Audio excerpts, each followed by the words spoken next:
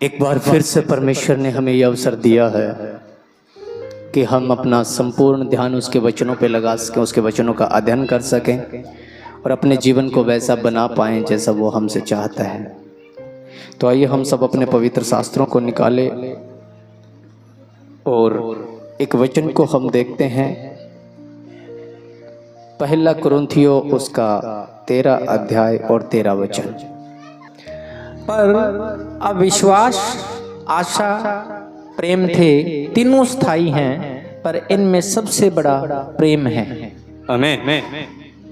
लिखा गया है, अब विश्वास, आशा, प्रेम तीनों स्थायी है। एक ट्राइएंगल बनता है, एक स्तंभ बनता है, जीवन का आधार बनता है। सबसे पहले विश्वास दिया गया है कि यदि हम उस खुदा परमेश्वर पे विश्वास करते हैं तो हम ये आशा रखते हैं कि वो आएगा और हमें ले जाएगा।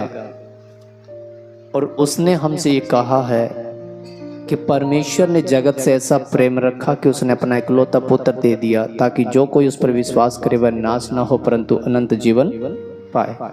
हम पिछली बार देख रहे थे विश्वास की दशा। विश्वास के द्वारा आज्ञा मानने से असंभव को संभव करने वाला परमेश्वर। हम विश्वास की कुंजी को देख रहे थे कि यदि हमारा विश्वास परमेश्वर पे है तो उसने कहा है, क्या यहोवा के लिए कोई भी काम मुश्किल है क्या? क्या परमेश्वर के लिए कोई भी काम कठिन है क्या? और उस कठिन काम को, असंभव काम को संभव बनाने के लिए जो कुंजी परमेश्वर ने हमें दी थी वो दी थी अब्राहम के जीवन से। कि अब्राहम ने जब वो मरी हुई दशा में था और इस काबिल नहीं था कि वो बच्चा प्राप्त कर सके, उस मरी हुई सी शारीरिक दशा पे, अविश्वास की दशा में होते हुए भी उस बात पे विश्वास नहीं किया, लेकिन परमेश्वर की प्रतिज्ञा पे विश्वास किया और आज्ञा मान करके चल पड़ा। अब्राहम के विश्वास करने से और वो विश्वास आज्ञाकारी होने से अब्राहम ने वो सब प्राप्त किया जो परमेश्वर ने उसके साथ प्रतिज्ञा किया। मैं तुझे संपूर्ण जातियों का मूल पिता बनाऊंगा, ये संभव हो पाया। मैं पृथ्वी का अधिकारी बनाऊंगा, ये भी संभव हो पाया। तेरे कुल में सदा काल के लिए राजा पैदा होंगे और तेरे राज्य का कभी अंत नहीं होगा, ये भी संभव हो पाया। क्योंकि हम यीशु मसीह को देखते हैं कि अब्राहम के वंश यहूदा से निकल के आ रहा है। आज हम देखते हैं विश्वास के बाद आशा को, आशा की दशा। ये आशा जो है किस बात की है और आशा हम किसे कहते हैं, कैसी आशा रखते हैं? पौलुस एक जगह लिखता है, शायद कुरिन्थियों में कहता है, यदि हम इसी ही जन्म की आशा रखते हैं तो हम सब मनुष्यों से अधिक, जितने भी इस पृथ्वी के ऊपर जीवन जी रहे हैं उन सब मनुष्यों से अधिक अभागे हैं। अभागे मतलब निर्भाग। क्योंकि यदि हमें इसी ही जन्म की आशा है और यहीं पे ही अगर हम आशीषों के लिए बैठे हैं तो फिर वो लोग भी तो हमसे ज़्यादा आशीषों में चल रहे हैं जो परमेश्वर को नहीं जानते हैं। पर उनमें और हम में एक समानता है, और वो समानता है कि वो आने वाले जीवन की आशीषों से, आने वाले अनंत काल के जीवन से वंचित है। ये असमानता जो पाई जाती है ये मसीह यीशु में हमारे पास आती है। एक आशा कि हम इस जगत में रहते हुए भी और आने वाले जीवन में भी, जो इस पृथ्वी के बाद, इस देह को छोड़ने के बाद एक और जीवन है जो सदा काल का है, वो आशा लिए हुए हम आज चल रहे हैं। लेकिन उससे पहले हम देखेंगे यशायाह भविष्यवक्ता उसका 40 अध्याय और 31 वचन पे हम अपनी निगाहें डालते हैं। यहाँ यशायाह एक बात बोलता है। यशायाह 40 अध्याय और 31 वचन। परंतु जो यहोवा की बाट जोहते हैं वे नया बल प्राप्त करते जाएंगे। वे उकाबों की नाई उड़ेंगे, वे दौड़ेंगे और शर्मित न होंगे, चलेंगे और थकित न होंगे। आमीन। परंतु जो यहोवा की बाट जोहते हैं, उस सर्वशक्तिमान परमेश्वर की बाट को जोहते हैं, उसकी प्रतिज्ञा का इंतजार करते हैं। प्रभु यीशु मसीह ने कहा, मैं जाऊंगा, तुम्हारे लिए एक सहायक भेजूंगा और मेरी बातों में से लेकर के तुम्हें बताएगा, और जब मैं आऊंगा तो अपनी ओर तुम्हें खींचूंगा। मैं जाता हूं तुम्हारे लिए अपनी जगह तैयार करने के लिए, क्योंकि मेरे पिता के घर में बहुत से रहने के स्थान हैं, ताकि जहां मैं रहूं वहां तुम भी रहो। आज हम इस बात की बाट जोते हैं, नहीं जोते हैं तो हम अभागे हैं। अगर जोते हैं और इंतजार में हैं तो परमेश्वर हमें तसल्ली अपने वचनों के द्वारा देता है, और परमेश्वर हमें बताता है कि जो परमेश्वर की बाट को जोहते हैं, उसके टकटकी लगाए हुए उसी की ओर देखते रहते हैं, वो नया बल प्राप्त करेंगे। ये जो नया बल है उकाब के समान दिखाया गया है, और उकाब के जीवन पे जब हम निगाहें डालते हैं, क्योंकि जब कभी भी किसी भी जानवर को, किसी चीज को प्रतिमात्मक यूज किया गया है तो उसके अंदर एक खूबी होती है। एक जगह लिखा गया है, सांप की नाई चतुर और कबूतर की नाई भोले बनो। लिखा गया है ना, सांप की नाई चतुर और कबूतर की नाई, उकाबों की नाई उड़ेंगे, नया बल प्राप्त करेंगे और वो थकित नहीं होंगे। परिश्रम तो करेंगे पर उनको थकान नहीं होगी। तो जब उकाब का नाम लिया गया है, कई जगह शत्रुमुर्ग आया है, कई जगह तो यूहन्ना ने तो सांप के बच्चे भी बोला है, हे सांप के बच्चों। तो जब उकाब के जीवन के ऊपर हम निगाहें डालते हैं, उसकी अगर हम जीवन शैली को देखते हैं, जिसको ईगल बोलते हैं, हमारे यहाँ बहुत अब कम पाया जाता है, उसके जीवन की जब स्टडी की गई उकाब के बारे में, तो 40 और 45 साल की उम्र में उकाब इस हालात पे चला जाता है कि वह जी नहीं सकता। वो जितना शिकार करता है, उसके चोंच के सामने हड्डियां चिपक चिपक के उसकी चोंच चिपक जाती है, मुड़ जाती है। वो शिकार मारने के काबिल नहीं रहता, और उसके पंख इतने फैल जाते हैं, इतने बड़े हो जाते हैं कि वह अपने पंखों को मारने से थक जाता है और ऊंचे पहाड़ों पे चला जाता है, और अपने आप को पहाड़ चट्टान से टकराता है, उड़ उड़ करके कभी चोंच मारता है, कभी पंखों को मारता है, अपने आप को लहू लुहान कर देता है, अपने आप को खत्म करता है, जबकि उसकी आधी उम्र अभी पड़ी है। पर वो जिंदगी से ऊब चुका हुआ होता है, क्योंकि ना वो शिकार कर पा रहा है, ना वो उड़ पा रहा है, संघर्ष में है। जब वो संघर्ष में है तो एक युक्ति बनाता है, और वो युक्ति होती है चट्टान के साथ टक्कर मारना। जब वो टक्कर मारता है, उसकी चोंच आगे से टूट जाती है, जो चिपकी हुई है वो चोंच खुल जाती है, पंख उसके झड़ जाते हैं। कुछ समय के बाद नए पंख आते हैं, चोंच ठीक होती है, अपना आकार लेती है, वो अपनी जवानी को फिर पा लेता है जैसा वो था, और वही परिश्रम फिर शुरू कर देता है। वो नहीं थकता, फिर वो लहरों में उड़ता है। उकाब जितना ऊंचा कोई उड़ान नहीं भर सकता, और उतनी लंबी उड़ान कोई पक्षी भरता नहीं है। और उकाब की एक खास बात है, किसी का सहारा नहीं लेता, अकेला उड़ता है।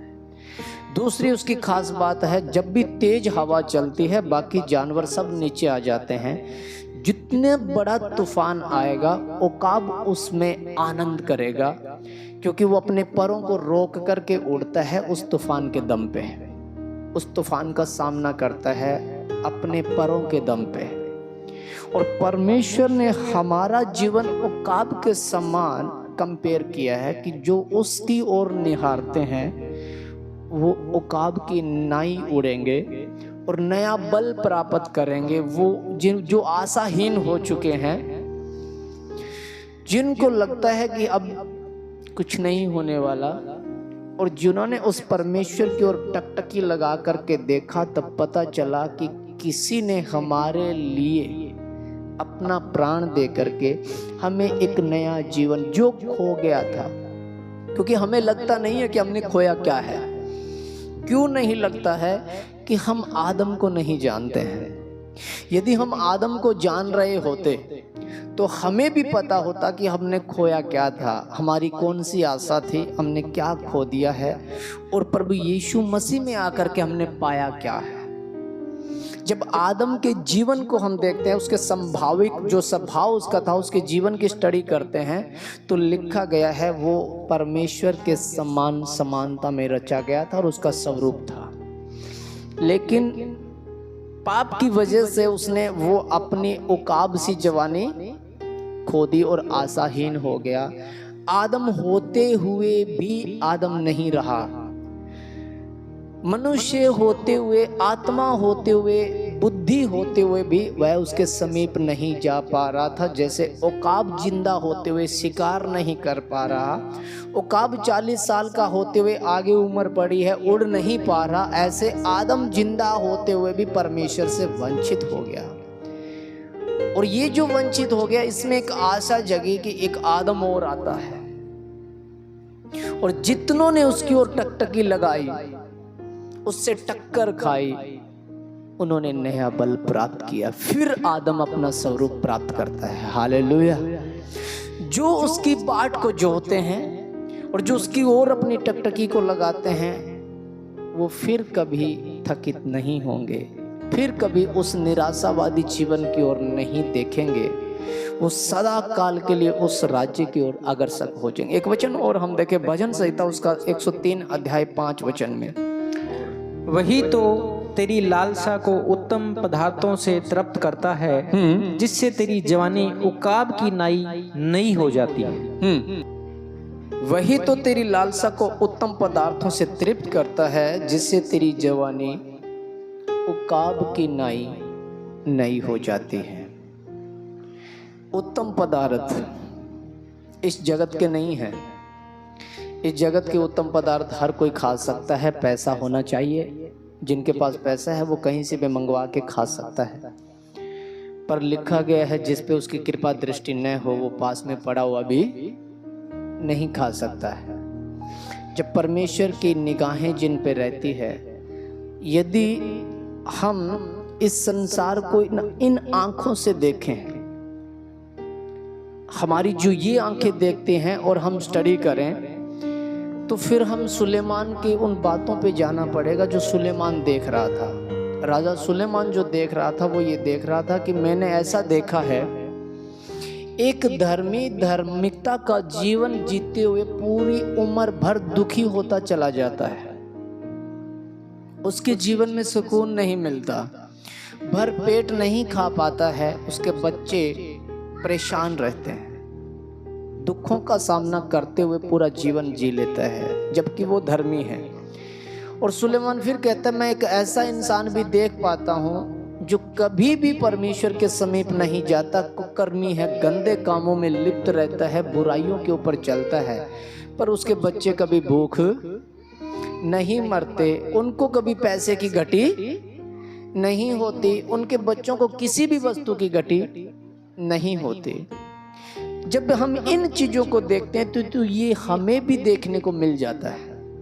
हमारे अगल बगल शहर पड़ोस गांव में जब हम देखेंगे तो हमें रोना और धोना ही मिलेगा और कुछ नहीं। कि प्रभु हम तो सुबह उठते हैं, प्रार्थना करते हैं, फिर भी हमारे पास ऐसा तो नहीं है जैसा इनके पास है।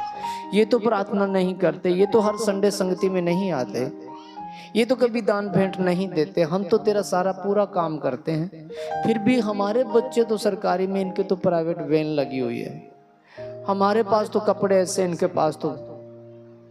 जब ये हम देखते हैं तो शायद हम उस खुदा की आशा से वंचित हो जाएंगे। और ये हकीकत है, क्योंकि हम संसार की आंखों से संसार की बातों को देखते हैं। पर जब हम आत्मिक जीवन को जी लेते हैं, आत्मिक जीवन की आशा में चले जाते हैं, तब हमें पता चलता है, जब हम वचनों के ऊपर अपने जीवन को व्यतीत करते हैं, तब हम उनके लिए शोकित होते हैं कि कितने अभागे हैं ये लोग, पल भर के जीवन के लिए जकड़े हुए हैं, इन्होंने पूरी उन पे कवर किया हुआ है, और एक समय आएगा जब छोड़ करके निकलना पड़ेगा। जब वो जो दीवार है आशा की, जब उस दीवार के पार जब होते हैं, तो वो लोग भी होंगे और हम जो आशावादी हैं हम भी उसी के दीवार पार होंगे। जब उस दीवार के पार हो जाएंगे और इस जगत से अलग हो जाएंगे, तब हम जो देखेंगे वो अपोजिट मिलेगा। जिनके पास है उनके पास है नहीं, और जिनके पास नहीं है उनके पास है। जो अगले हैं वो पीछे कर दिए गए हैं, और जो पीछे हैं वो आगे कर दिए गए हैं। जो दिन के नजर आते थे वो रात के हो गए हैं, और जो रात के नजर आते थे वो दिन के हो गए हैं। लिखा गया ना, जो तुम भीतर करोगे वो छत पे दिखाया जाएगा, जो तुम अंधेरे में करोगे वो रोशनी में दिखाया जाएगा। वो जो आशा की दीवार है वो परमेश्वर ने हमें दी हुई है, एक नए उकाब सी जवानी, फिर कभी थकित नहीं होंगे। लिखा गया है उनके परमेश्वर सब आंसुओं को पोंछ डालेगा, वो कभी बीमार नहीं होंगे, उनके बच्चे कभी भूख नहीं मरेंगे। उस आशा के जीवन के ऊपर अगर हम ध्यान दें तो वो हमें मिला कैसे था, और ये संभव है क्या? ये जो कहानी सी लगती है, ऐसे लगता है कोई हमारा ब्रेन वॉश कर रहा है, कोई हमारे दिमाग को कैप्चर कर रहा है, हमें कोई नया पाठ पढ़ा करके किसी सिस्टम के पीछे लिए चला जा रहा है। और जो इसी जीवन की आशा रखता है, फिर विरोध का आभास हमें क्यों होता है? फिर जगत सारे मनुष्य तो हमसे ज्यादा इस जगत की आस में है, और मिल भी जाता है। सब काम करते हैं, सबको मिलता है। हमारी लड़ाई तो एक स्वर्गीय लड़ाई है, और अगर हम इसी जीवन की आशा के लिए अगर भीड़ का हिस्सा बन जाएंगे तो फायदा क्या उस चीज का, है ना? तो एक वचन और हम देखें, कुरिन्थियों की पत्री उसका 15 अध्याय और 45 वचन को हम देखेंगे। 15 के 9 में लिखा हुआ है, यदि हम इसी जीवन में मसीह की आशा रखते हैं तो हम सब मनुष्य से अधिक अभागे हैं। परंतु जब हम 15 का 45 देखते हैं तो लिखा भी है, ऐसा ही लिखा भी है कि प्रथम मनुष्य अर्थात आदम जीवित प्राणी बना, और अंतिम आदम जीवनदायक आत्मा बना। आमीन। ये 2-4 वचन हम पढ़ेंगे, बहुत ध्यान से सुनना पड़ेगा, तो आपको एक पैटर्न समझ में आएगा आपके जीवन का और मेरे जीवन का, कि एक्चुअल में हम किस परिस्थितियों में जा रहे हैं और किस हालात में यहाँ बैठे हैं। यहाँ लिखा भी है कि प्रथम जो आदम था वो जीवित प्राणी बना, और परमेश्वर की समानता स्वरूप और स्वाभाविक था। क्या था? प्रथम आदम क्या था? स्वाभाविक था। आओ हम मनुष्य को अपने समानता अपने स्वरूप में बनाए, ऐसा लिखा गया है। वो स्वभाव जो उसका था, वो स्वभाव परमेश्वर का स्वभाव उसमें पाया जाता था। जैसा परमेश्वर आदम से चाहता था वैसा रचा था उसे। परमेश्वर आदम से चाहता था कि ये मेरी इबादत करेगा, और जो प्राकृतिक मैंने बना करके इसको दी है ये इसकी रक्षा करेगा और आनंद करेगा, और सेम वैसा ही उसने बनाया और ऐसा हो भी गया। लिखा गया है, तब परमेश्वर ने कहा और देखा अच्छा है। भोर हुई, सांझ हुई, इस प्रकार से छठा दिन हो गया। फिर परमेश्वर जो सब कुछ बनाता था 7वें दिन उसने समाप्त किया। यूं सारी सेना और पृथ्वी का बनाना समाप्त हो गया, और 7वें दिन को आशीष दी और पवित्र ठहराया। और परमेश्वर ने कहा फलो फूलो और पृथ्वी पे भर जाओ। जो भी लेकिन यहां लिखा गया है प्रथम जो आदम था वो जीवित प्राणी स्वाभाविक बना, और आगे क्या लिखा हुआ है? अंतिम आदम जीवनदायक आत्मा बना। परंतु अंतिम आदम जिसे हम मसीह यीशु कहते हैं, प्रथम आदम जो हमारा मूल पिता हुआ, जिससे हम पैदा होते आ रहे हैं, अंतिम आदम जो आत्मा का जीवन का आत्मा बना, वो नहीं था जो आदम था। आदम स्वभाव में आदम था, और ये आदम आत्मा का जीवन का आत्मा है। लिखा गया है कि पहला जो आदम था वो शारीरिक दशा में तो इस मिट्टी से था, मिट्टी से रचा गया। हम सबों को परमेश्वर ने मिट्टी से रचा है। जो पहला परमेश्वर ने मनुष्य बनाया वो इस मिट्टी से और अपने स्वभाव में बनाया, अपनी समानता में बनाया। परंतु प्रभु यीशु मसीह जो उसने बनाया वो जीवन बनाया, आत्मा, आत्मिक आदम। अब हम कहते हैं मसीह यीशु जिंदा खुदा है, ऐसा बोलते हैं क्या? है कहां पे? कोई हाथ पकड़ के खड़ा कर देगा क्या? ये देखो जिंदा खुदा है, क्योंकि लिखा गया है वो आत्मा है, जीवन का आत्मा।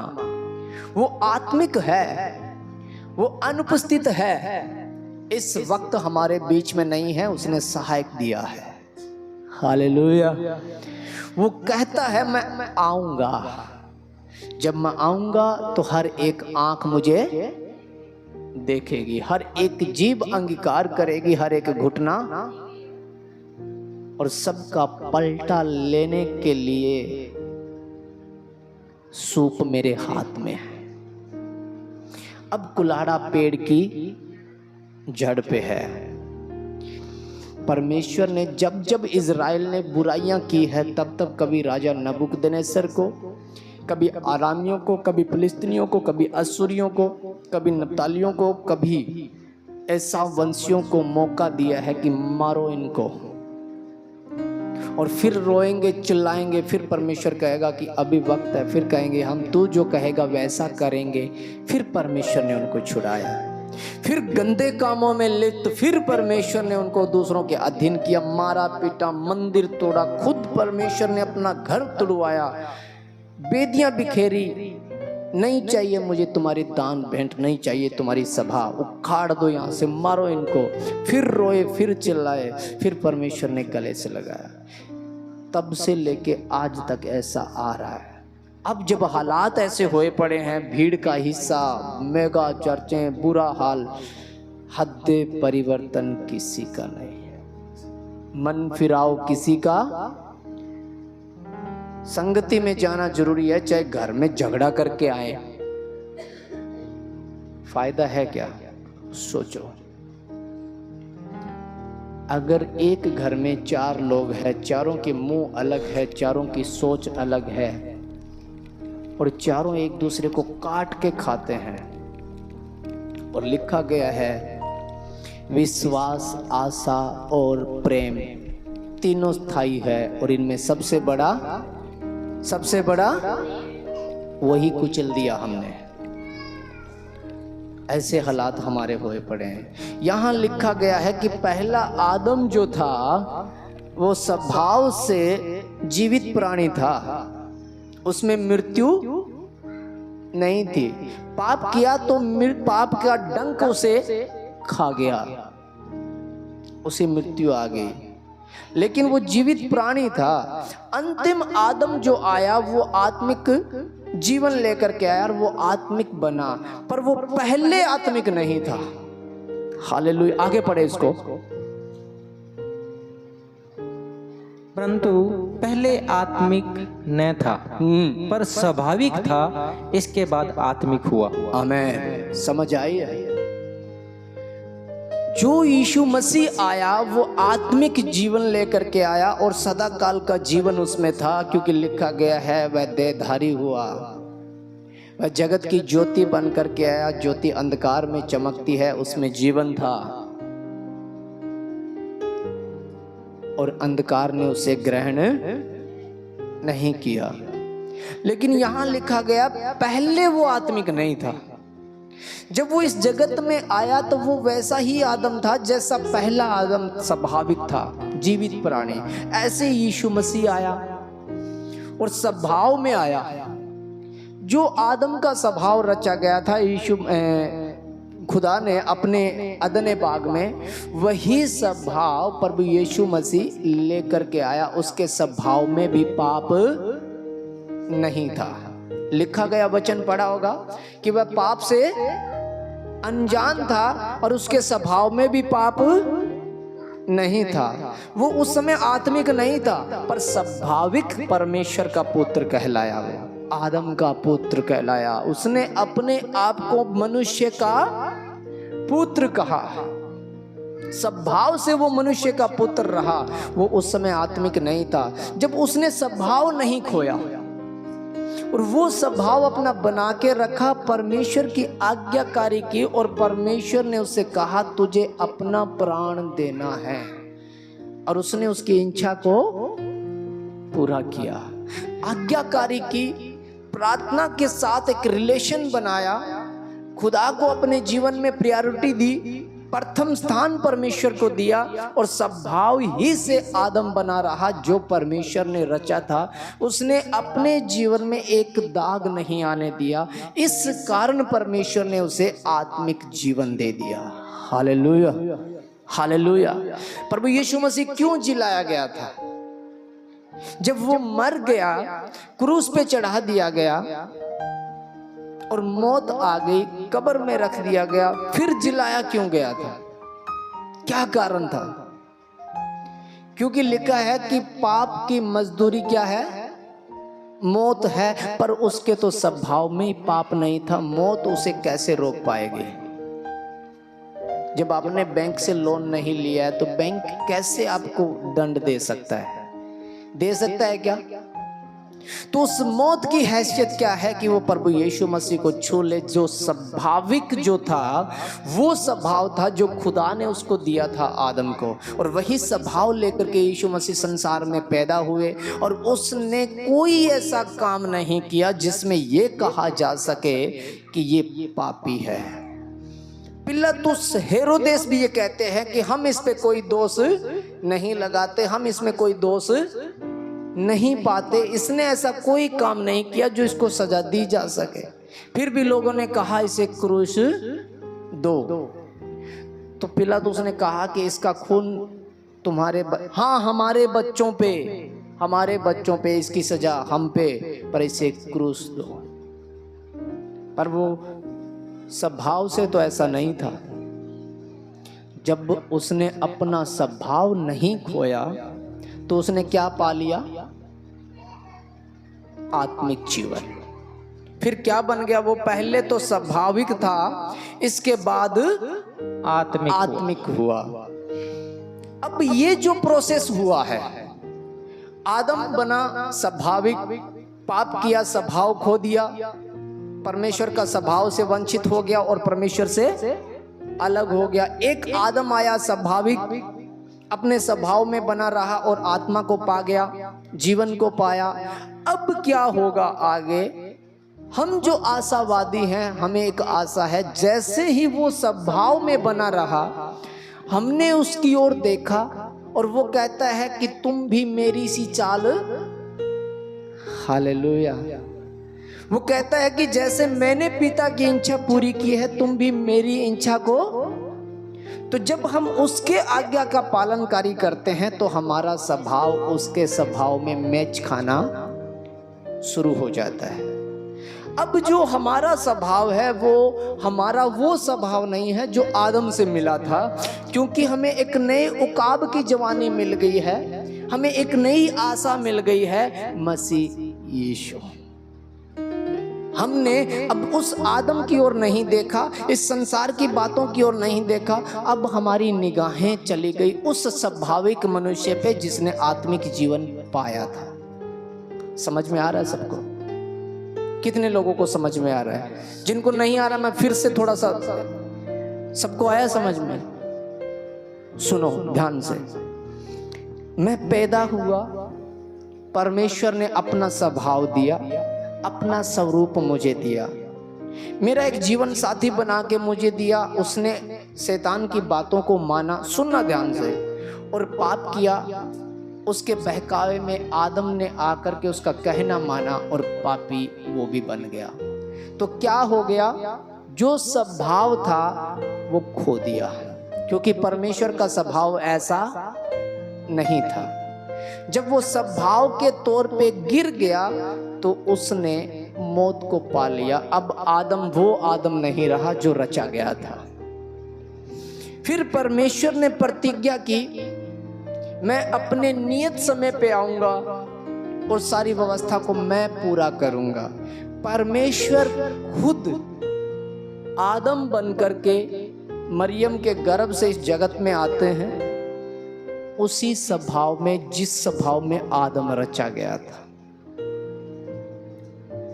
जब आदम ने फल खाया तो वहां पे एक वचन लिखा गया है, आदम पापी हो गया है, कहीं ऐसा न हो ये जीवन के पेड़ का वृक्ष भी खा ले और हम में से एक के समान हो जाए। किसके समान? हम में से। और ये बात परमेश्वर कहता है कि अगर इसने जीवन के वृक्ष से फल खा लिया तो कहीं ऐसा ना हो ये कभी ना मरे और हम में से एक के समान हो जाए। और हम में से एक का समान जो है वो है शैतान। इब्लिस को जब रचा गया था तो परमेश्वर ने उसे स्वर्गीय स्वर्गदूत बनाया था, पर वो आत्मिक था, स्वाभाविक नहीं था, क्योंकि उसकी आत्मिक सेना थी। शैतान आत्मा है और आत्मा कभी मरता नहीं है, आत्मा अजर और अमर रहता है। उसका स्वभाव बिगड़ गया, बहुतायत की लेन देन से, सुंदरता के कारण, और वो दुष्ट बन गया। अब आदम जो स्वाभाविक था पर वो उनके समान तो नहीं था जो इब्लिस है। आदम ने स्वभाव के तौर को गिरा दिया, फल खा के पापी हो गया। अब नेचर तो शैतान का है, लेकिन परिस्थितियां जो है वो स्वाभाविक है, ना कि आत्मिक है। अभी वो आत्मा में दुष्ट नहीं है लेकिन स्वभाव में दुष्ट है। यदि वो जीवन का फल खा लेता है तो स्वभाव में तो वो दुष्ट है, लेकिन अब वो मरेगा भी नहीं, तो उसकी आत्मा भी दुष्ट है, तो वो आत्मिक भी दुष्ट है। तो परमेश्वर ने कहा कि ये हम में से जो एक है उसके समान कहीं हो ना जाए, और ये तो पृथ्वी पे बढ़ेगा। जब ये पृथ्वी पे बढ़ेगा और मरेगा है नहीं, तो योजना तो बिगड़ जाएगी। इसलिए अदन बाग से आदम को क्या कर दिया?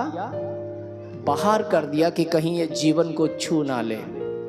जब तक इसका स्वभाव जो ऐसा है, इसका स्वभाव ना बदले, तब तक ये जीवन को छू ना ले।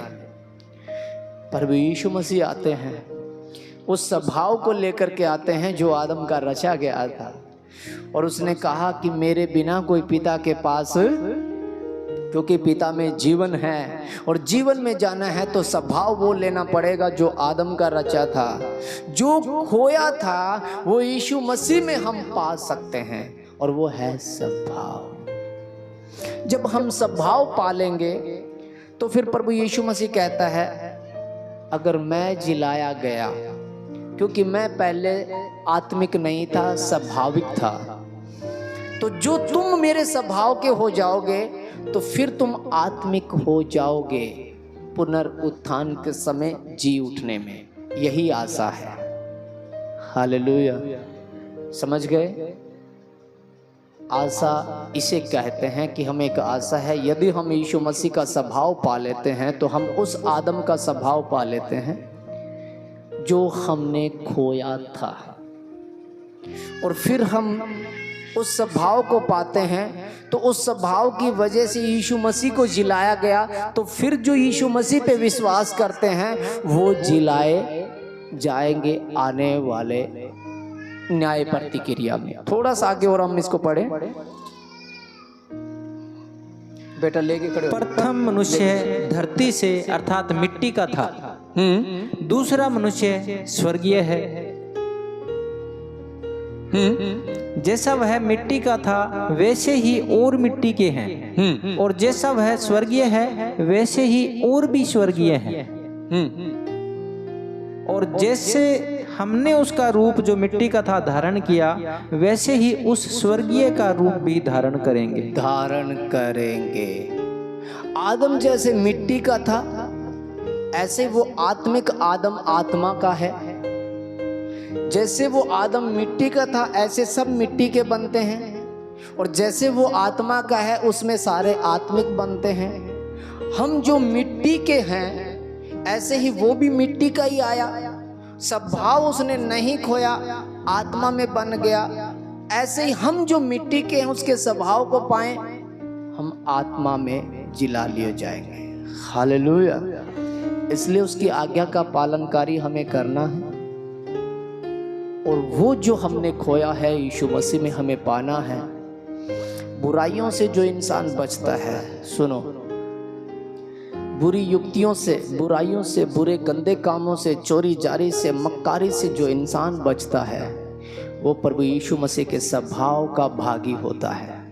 और जो उसके स्वभाव का भागी होता है, तो वो लिखता है पुनरुत्थान और जीवन मैं हूँ। जो मेरी बातें तुम में और तुम मुझ में बने रहो, तो तुम बहुत सा फल लेकर के आओगे। समय इन्हीं वचनों के साथ विराम लेंगे, और इन वचनों को बहुत गहराई के साथ घर जाके मनन करना है, एक बार फिर रिपीट करना है। मेरे ख्याल से प्रभु यीशु मसीह को समझने के लिए इससे बड़ा वचन आपको बाइबल में और कहीं मिल नहीं पाएगा। मैंने बहुत ध्यान से इसको पढ़ा है, बहुत गहरा अध्ययन किया है कि एक्चुअल में ये है क्या। जब मैंने बहुत ध्यान से इसको पढ़ा, तब इसने मुझे समझाया कि ये जो प्रोसेस चल रहा है, ये इस रीति के साथ चलेगा। अगर हमें स्वर्गीय जीवन पाना है, अगर हम प्रभु यीशु मसीह के साथ रहना चाहते हैं, तो हमें वो स्वभाव चाहिए जो उसमें था। और स्वाभाविक मनुष्य जब परमेश्वर के इच्छा के अनुसार हो जाता है, हमारा स्वभाव जो परमेश्वर के स्वभाव के साथ मैच खाना शुरू हो जाएगा, छल की बातें नहीं रहेगी, चुगली की बातें नहीं रहेगी, ईमान के साथ, भलाई के साथ जब हम जीवन को व्यतीत करना शुरू करेंगे, तो इस जगत में रहते हुए सारी वस्तुओं के वारिस बनाएगा। क्योंकि उसने जो अब्राहम को प्रतिज्ञा दी थी, पशुओं की, खेतों की जो आशीषें दी थी, हम अब्राहम के वंश में जोड़े गए हैं। क्या गए हैं? साटा गया है। जंगली जैतून को किसमें? जो स्वभाव से जैतून है उसमें साटा गया है। तो उन आशीषों के वारिस भी हम हैं। हमारे बच्चे, हमारे खेत, हमारा घर, हमारी जेब, हमारा जुबान, सब कुछ आशीषों के भागी है। पर हमें स्वभाव मसीह यीशु का चाहिए। उस स्वभाव को पाना है।